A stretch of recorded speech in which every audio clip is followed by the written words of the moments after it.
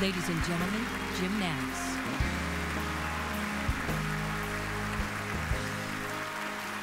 I'm so happy to be here to honor my friend and mentor, President George H.W. Bush. The real lesson here is that you don't have to be the President of the United States to have an impact. With volunteering, you could be anyone, a single mother, a retired businessman, a student, an Afghanistan war vet. It doesn't matter. You have a contribution to make. It's not who you are, it's what you do. And we're all in this together.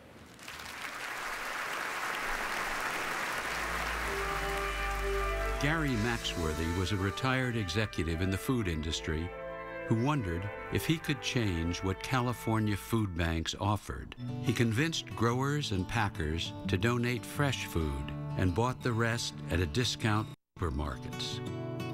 The program, Farm to Family, took off, delivering healthy, nutritious food that lifted spirits as well. After 14 years, Farm to Family feeds 500,000 people a week, changing diets and lives. His family saw him use the skills of a lifetime to make a world of difference. They're proud of what I'm doing, so that feels the best, you know.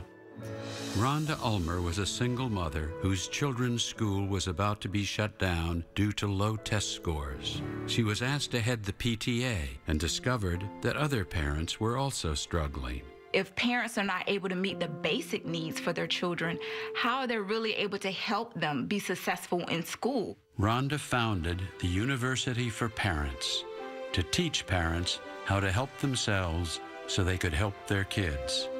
I mean, from a school that was on the Maryland State Department of Education takeover list was now one of the top performing schools in the state. Ross Cohen enlisted in the Army after 9/11 and was deployed to Afghanistan. His connection to friends, country, and a cause larger than himself gave his life pride and purpose.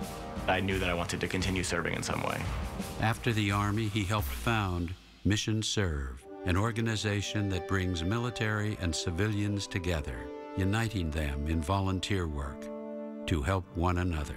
At the end of the day, you feel like you have not just made someone's life better, but also been a part of a larger team. And to me, that's an end unto itself. The South Bronx was the only world Tanya knew. Then, after-school volunteers took her to museums and libraries. They would tell me that I'm capable and that I shouldn't limit myself. They helped her prepare for college. Today, Tanya Ingram is a sophomore at NYU, a poet with prizes to her name. The reason why I'm into poetry now is because I'm at NYU, because my volunteers helped me get into NYU. When you stop to actually just say, wow, this is because someone took the time out to invest in me. When time stands so still know that all together, there was never a greater cause than this.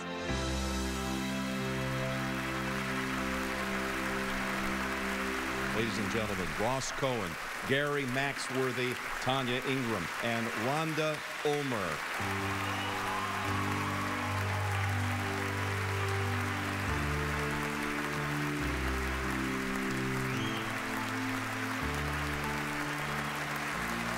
Thank you. At first, I didn't even notice I was volunteering.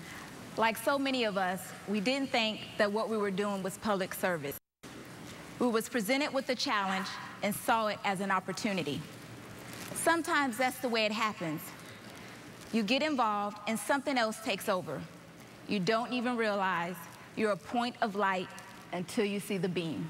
Muhammad Ali said, service to others is the rent you pay for your room here on earth. We're just paying our rent. Thank you.